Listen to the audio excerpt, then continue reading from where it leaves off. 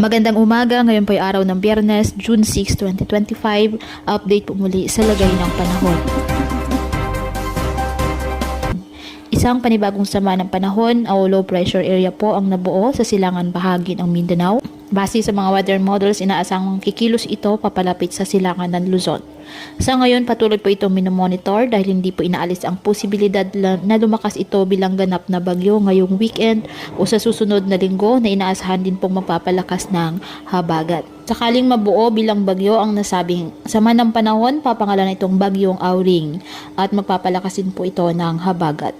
Ngayong araw, inaasahan na po na magpapaulan ang trough ng low pressure area sa Eastern Visayas, Dinagat Island, Surigao del Norte, habang habagat pa rin po ang magdadala ng maulap na kalangitan at pagulan sa Ilocos Region, Cordillera Administrative Region, Batanes, Pabuyan Island, Zambales, Bataan, Metro Manila, Palawan, Basilan, Sulu at Tawi-Tawi.